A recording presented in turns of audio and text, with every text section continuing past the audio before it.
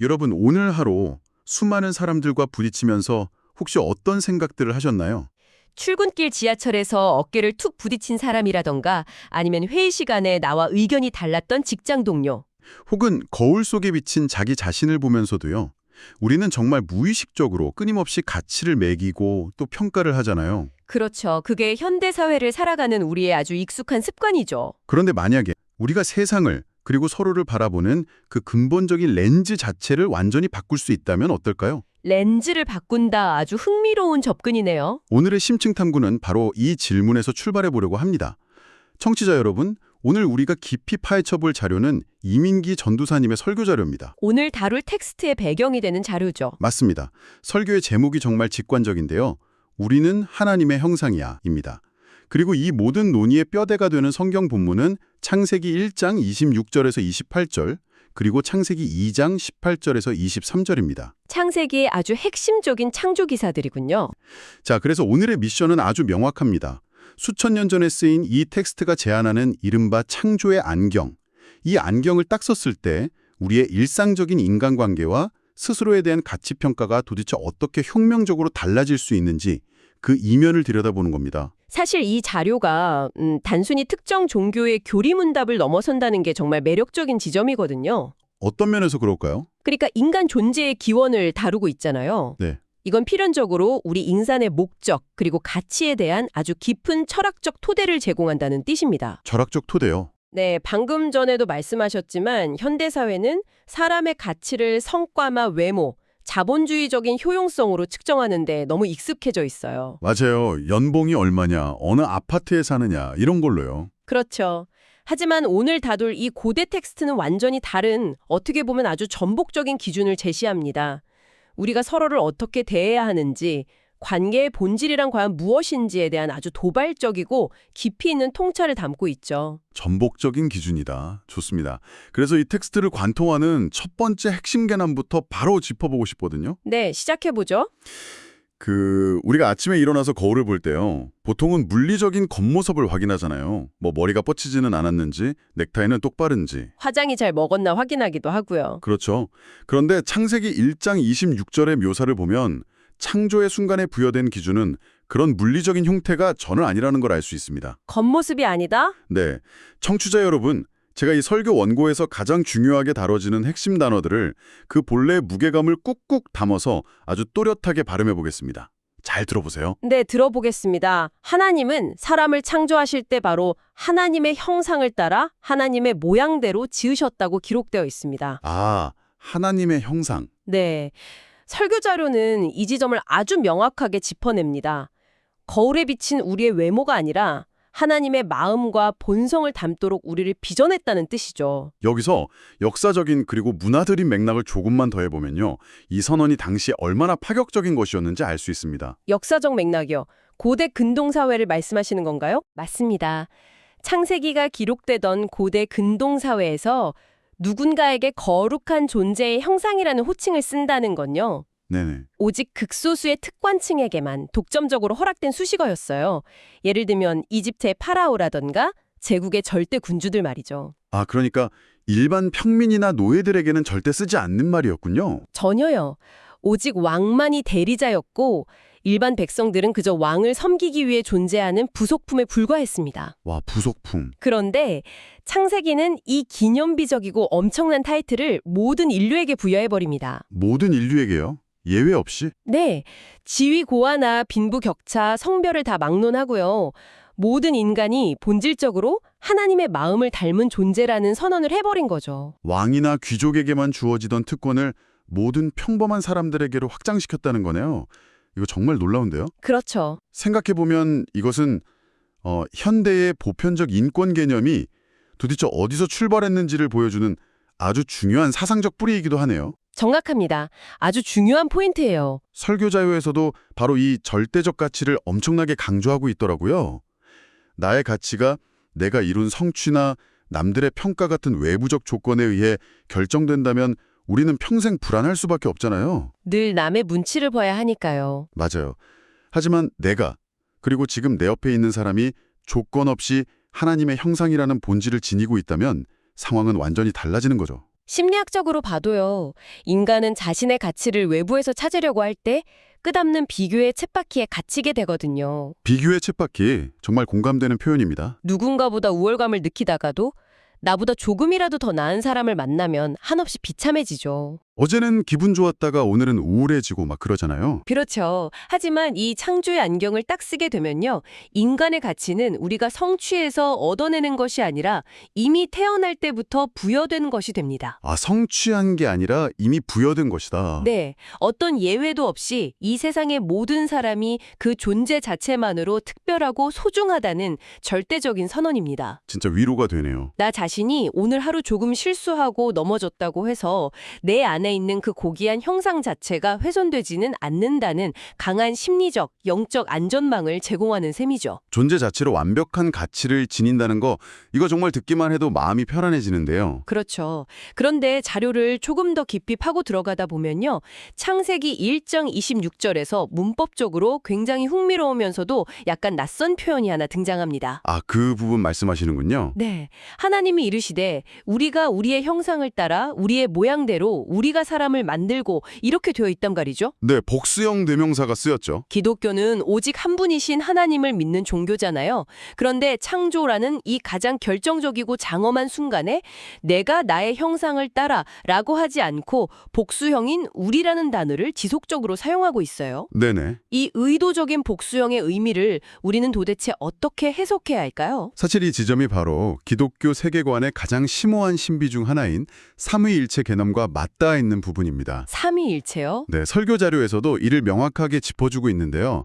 창조주이신 하나님은 시간과 공간이 생겨나기 전부터 그저 홀로 고립되어서 존재하는 고독한 절대자가 아니었다는 겁니다. 홀로 있는 분이 아니었다. 성부 하나님, 성자 예수님, 그리고 성령 하나님이라는 세 인격이 서로 완벽하게 사랑하고 소통하는 하나의 공동체로서 존재하셨다는 뜻입니다. 아, 하나의 공동체. 즉, 창조의 주체 자체가 이미 그 자체로 완벽한 관계성 안에 있었다는 의미가 되는 거죠. 아, 바로 그 지점이 진짜 흥미롭습니다. 삼위일체라는 신학적 개념이 그저 학자들의 어려운 탁상공론이 아니라는 거잖아요. 전혀 아니죠. 지금 이 방송을 듣고 있는 청취자 여러분의 일상, 그리고 여러분의 심리와 직결된다는 게 이 설교 자료의 핵심인 것 같아요. 정확히 보셨습니다. 만약 우리를 빚어낸 원본 모델, 즉 하나님 자체가 고독한 단일 존재가 아니라 완벽한 관계였다면 네. 그 형상을 복사해서 만들어진 우리 인간 역시 본질적으로 어떤 형태를 띌 수밖에 없다는 이야기로 자연스럽게 연결이 되네요. 그렇습니다. 원본이 공동체적이고 관계적이라면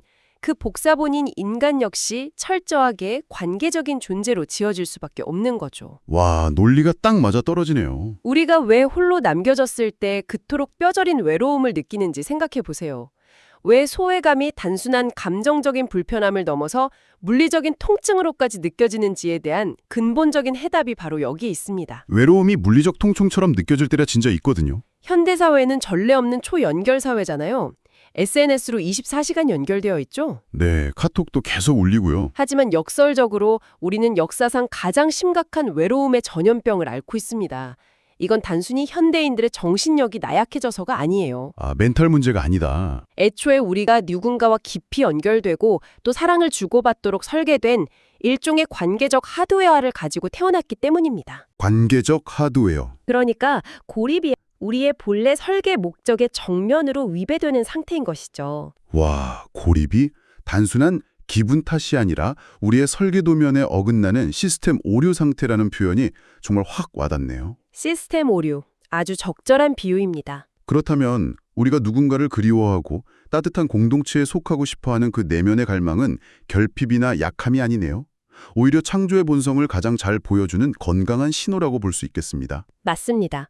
아주 건강한 본성이죠. 이 관계성에 대한 갈망을 이해하고 나니까 자연스럽게 다음 본문인 창세기 2장 18절로 쑥 넘어가게 됩니다. 네, 이야기의 흐름이 자연스럽게 이어지죠. 하나님이 아담을 지으시고 나서 그가 혼자 있는 모습을 보시고는 이렇게 말씀하시잖아요.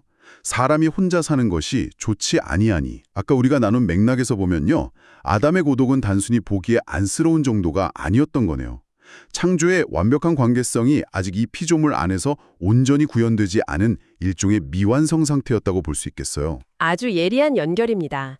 그래서 하나님은 아담의 그 결핍을 채우기 위해서 짝을 만들어 주시기로 결심하죠. 하와를 만드시는 장면이군요. 네, 바로 이 대목에서 인류 역사상 가장 많은 오해를 낳았고 또 때로는 특정 성별을 억압하는 논리로 오용되기도 했던 아주 중요한 키워드가 하나 등장합니다. 아, 네. 바로 그 단어입니다. 청취자 여러분, 제가 이 단어를 다시 한번 그 본래 의미의 무게를 꽉 담아서 정확히 발음해 보겠습니다. 기대되네요. 하나님은 아담을 위해 바로 돕는 배필을 지으리라고 선언하십니다. 돕는 배필. 네, 돕는 배필. 솔직히 말해서요. 우리가 현대 한국어의 어감으로 돕는 배필이라는 말을 딱 들으면 어떤 이미지가 떠오르시나요? 글쎄요. 보통은 보조적인 역할을 생각하죠. 그렇죠. 뭔가 주도권을 쥔 주인공이 따로 있고 그 옆에서 서류를 챙겨주거나 잔심부름을 거두는 보조자, 비서 같은 조연의 역할이 연상되지 않습니까? 사실 많은 사람들이 그렇게 느껴왔죠. 오랜 시간 동안 남성이 주연이고 여성은 그를 내조하기 위해 지어진 덜 중요한 존재라는 식의 가부장적 해석이 바로 이 번역을 방패 삼아 왔던 것도 사실이고요. 불행하게도 역사가 그것을 증명하고 있습니다. 하지만 텍스트의 원어를 깊이 파고들면 전혀 다른, 아니 오히려 정반대의 진실을 마주하게 됩니다. 정반대요? 네. 설교 자료는 이 치명적인 오해를 교정하기 위해서 시편 121편 1절과 2절을 교차 검증의 도구로 인용하고 있어요. 시편이요? 어떻게 연결되나요? 내가 산을 향하여 눈을 들리라. 나의 도움이 어디서 올까? 나의 도움은 천지를 지으신 여호와에게서로다. 라는 구절입니다. 아주 유명한 구절이죠. 여기서 도움으로 번역된 히브리어 단어가 바로 에제르입니다. 에제르. 네. 창세기 2장에 쓰인 돕는 배필의 돕는과 완전히 동일한 단어죠. 에제르. 와, 여기서 중요한 퍼즐 조각이 확 맞춰지네요. 어떻게 맞춰지시나요? 시편에서 이 에제르라는 단어가 쓰인 대상을 보면요. 방금 말씀하신 것처럼 심부름을 하는 부하 직원이 아니잖아요. 천지를 지으신 분, 절대적인 위기에 빠진 인간을 구원해내는 강하고 전능한 구원자이신 하나님을 묘사할 때 쓰이는 단어라는 거군요. 맞습니다. 구약 성경 전체를 훑어봐도요. 에제르라는 단어는 주로 하나님이 이스라엘 백성을 전쟁의 위기나 죽음의 문턱에서 아주 강권적인 힘으로 건져내실 때 사용되는 단어입니다. 죽음의 문턱에서 건져내는 힘. 네, 단 한 번도 나보다 약하거나 열등한 종속적인 존재를 지칭할 때 쓰인 적이 없어요. 와, 이건 정말 충격적인데요. 즉, 누군가에게 에제르가 된다는 것은 약한 자가 강한 자를 보조한다는 뜻이 절대 아닙니다. 오히려 한 존재가 가진 치명적인 결핍, 아담의 경우에는 그 완벽한 환경 속에서도 채워지지 않던 치명적인 고독과 불완전함이겠죠. 네네. 그 텅 빈 상태를 강력한 힘으로 채워주고 구원해내는 대등하고 필수 불가결한 파트너를 의미하는 겁니다. 이거야말로 텍스트가 주는 진짜 짜릿한 반전이네요. 그러니까 하와가 아담의 갈빗대로 지어졌다는 것은 그가 아담의 부속물이라서가 아니라는 거잖아요. 전혀 아니죠. 나란히 서서 서로의 등을 든든하게 지켜주는 가장 강력한 동역자로서 창조되었음을 의미하는 거군요. 누가 더 귀하고 누가 덜 귀하다는 식의 계급적인 사고방식이 들어설 자리가 원천적으로 차단되는 셈입니다. 정확합니다. 설교 자료가 이 에제르의 본래 의미를 복원해내는 것은요. 단순히 성경 번역의 오류를 바로잡는 언어학적 차원의 문제가 아닙니다. 그럼 어떤 의미가 더 있을까요? 이것은 우리가 일상에서 인간관계를 맺는 근본적인 프레임을 완전히 해체하고 재조립하는 과정이에요. 프레임의 재조립? 부부관계나 직장 동료, 심지어 친구관계에서도 우리는 끊임없이 서열을 나누고 누가 주도권을 줄 것인가를 두고 기싸움을 하잖아요. 맞아요. 은근히 눈치싸움 엄청 하죠. 하지만 우리가 본래 서로를 향한 에제르로 부름받았다는 사실을 인지한다면요. 타인은 통제하거나 부려먹을 대상이 아니라 나의 한계를 돌파하게 만들어주는 결정적인 구원자이자 파트너가 되는 것입니다. 서로가 서로에게 필수적인 구원자가 되어주는 관계라 정말 가슴이 뛰는 비전입니다. 네, 정말 아름다운 그림이죠. 자, 그렇다면 이제 이 심연 깊은 곳까지 내려갔던 이 모든 신학적이고 철학적인 통찰들을요. 우리가 매일 아침 눈을 뜨고 밥을 먹고 일하는 그 팍팍한 현실의 표면 위로 쫙 끌어올려 볼 시간입니다. 적용의 시간이군요. 네, 지식이 지식으로만 머물면 도서관 아카이브에 먼지 쌓인 책과 다를 바가 없으니까요. 맞습니다. 그래서 이 방대한 창조의 세계관이 지금 내 삶에 대체 무슨 의미가 있는가? 이민기 전도사님의 설교 결론부는 이 거대한 이야기를 아주 날카롭고 구체적인 현실의 질문으로 치환합니다. 가장 중요하고 또 뼈아픈 적용의 단계죠. 아무리 숭고한 진리라도 그것이 교실과 사무실, 가정의 일상적인 문법을 바꾸지 못한다면 무용지물일 테니까요. 설교 자료는 지금 이 이야기를 듣고 있는 청취자 여러분에게 마치 눈앞에서 이야기하듯 이렇게 묻습니다. 네. 혹시 학교나 직장에서 놀림받는 사람, 은근히 따돌림 당하는 사람이 있지는 않습니까? 힘이 약해서 생긴 모습이 달라서 말투가 어눌하거나 심지어 국적이 다르다는 이유로 무의식 중에 무시하고 지나쳤던 사람이 있지는 않나요? 참 찔리는 질문이네요.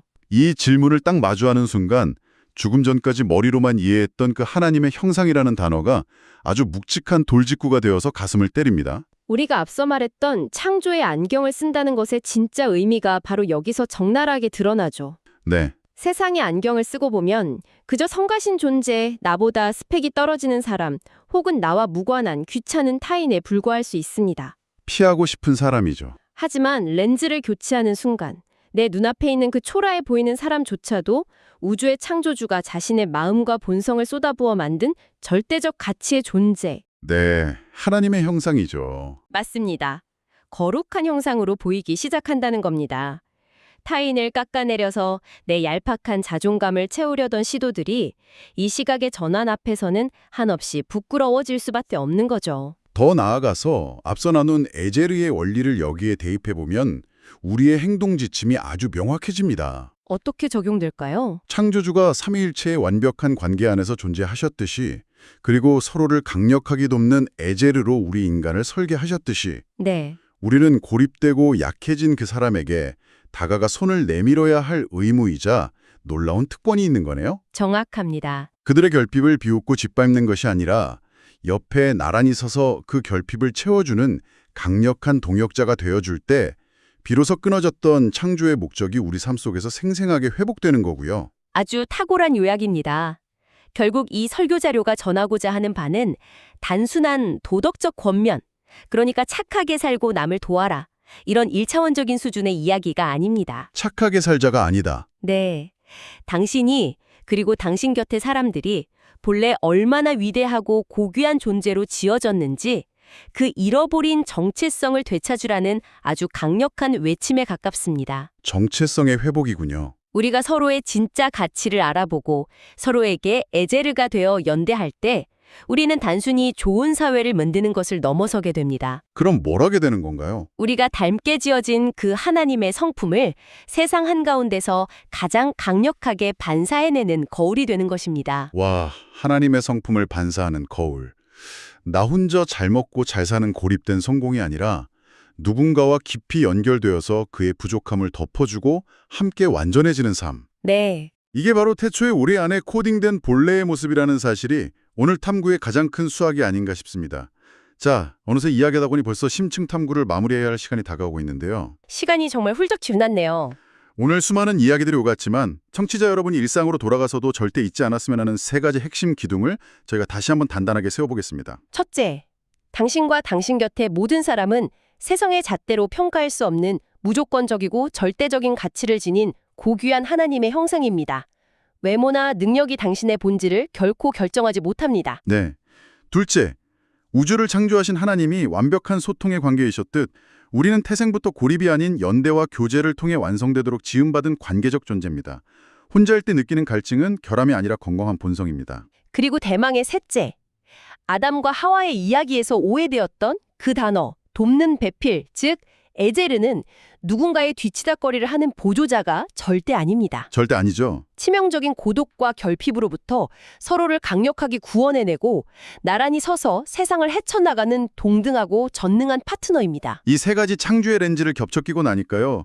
세상을 보는 시야가 정말 안개 거치듯 확 선명해지는 기분입니다. 세계관의 변화는 반드시 태도의 변화로 이어져야만 그 생명력을 얻거든요. 오늘 나눈 통찰들이 청취자분들의 실제 삶에서 어떻게 작동할지 무척 기대가 됩니다. 그래서 오늘 이 흥미롭고 깊은 여정의 끝까지 동행해주신 청취자 여러분에게 작은 숙제이자 아주 도발적인 질문을 하나 던지며 인사를 나누려 합니다. 어떤 질문이죠? 한번 머릿속으로 생생하게 시뮬레이션을 돌려보세요. 당장 내일 아침 당신의 일터에서나 학교에서 당신을 가장 불편하고 껄끄럽게 만드는 그 사람을 마주하게 될 겁니다. 상상만 해도 벌써 피곤해지는 얼굴들이 있죠. 속을 꽉 뒤집어 놓는 직장 상사일 수도 있고 나를 오해하게 만든 지인일 수도 있겠죠. 바로 그 순간 미간을 찌푸리게 만드는 그 사람의 겉모습 너머에 새겨진 완벽하고 고귀한 하나님의 형상을 온전히 볼 수 있는 이 창조의 안경을 당신이 탁 꺼내 쓴다면 네. 당신이 침묵을 깨고 그 사람에게 건넬 첫마디는 오늘과 어떻게 달라질까요? 나를 힘들게 하는 자에게조차 진정한 에제르로서 다가갈 수 있는 여백을 발견한다면 그것이야말로 텍스트가 삶의 기적으로 변하는 순간일 것입니다. 오늘 하루 혹은 내일 아침 그 사람을 마주할 때까지 이 질문을 마음 깊은 곳에 꼭 품어보시길 권합니다. 꼭 한번 생각해 보셨으면 좋겠네요. 고대 텍스트에서 건져올린 지혜가 당신의 팍팍한 일상과 부딪혀서 눈부신 불꽃을 일으키기를 진심으로 응원합니다. 계속해서 질문하고 당연하게 여겼던 것들을 뒤집어 보면서 당신만의 렌즈를 닦아나가는 여정을 멈추지 마세요. 늘 응원하겠습니다. 지금까지 오늘의 심층 탐구였습니다. 내일 만날 그 누군가에게 강력하고 든든한 파트너, 멋진 에제르가 되어주는 하루 보내시길 바랍니다.